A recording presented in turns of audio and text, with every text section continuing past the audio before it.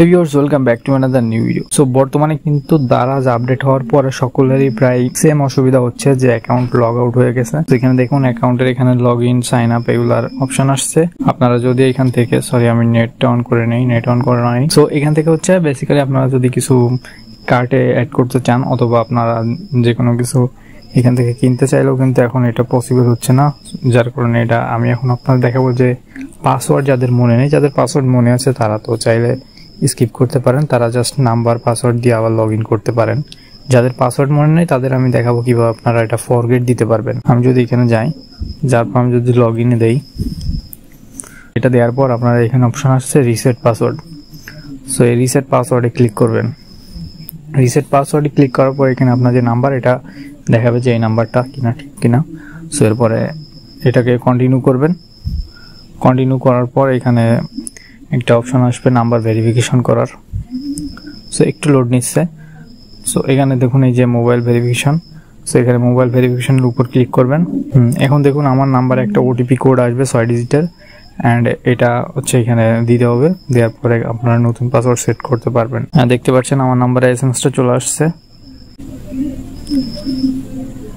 আমি এটা বসাই দিচ্ছি। এখানে আমার একটা অপশন আসছে যেটা হচ্ছে নিউ পাসওয়ার্ড। আমি ওটিপি পাসওয়ার্ডটা বসাই দেওয়ার পর এখানে এই অপশন চলে আসছে। এখানে হচ্ছে new password, retype new password. এখানে একটা পাসওয়ার্ড দিতে হবে, সেটাকে আবার এখানে দিতে হবে। সো আমি একটা পাসওয়ার্ড দিয়ে দিচ্ছি, এন্ড যে পাসওয়ার্ডটা নতুনটা এখানে দিচ্ছি ফেসবুকের মতো সেম, জাস্ট এখানে এটা আবার বসাইতে হবে।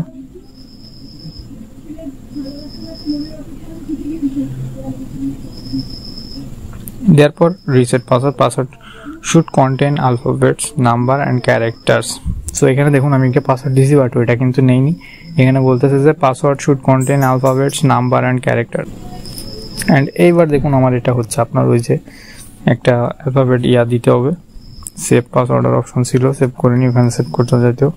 অ্যান্ড এখন আমি কিন্তু যে কোনো কিছু এখান থেকে কার্ডে অ্যাড করতে পারবো, এখান থেকে ফ্রি ডেলিভারির অপশন নিতে পারবো। আমি যদি এখান থেকে কিছু কিনতে চাই কিনতেও পারবো। তো এইভাবে আপনারা কিন্তু আপনাদের যেই দারাজের পাসওয়ার্ড এটা কিন্তু রিসেট দিতে পারবেন, অ্যান্ড আপনাদের পছন্দ মতো সবকিছু এখান থেকে আবার আগের মতো ইউজ করতে পারবেন। অ্যান্ড আপনাদের আগের যে ছিল, আমি যদি দেখাই আমার যে কার্ড ছিল, কার্ডের সবকিছু কিন্তু এখনো আছে।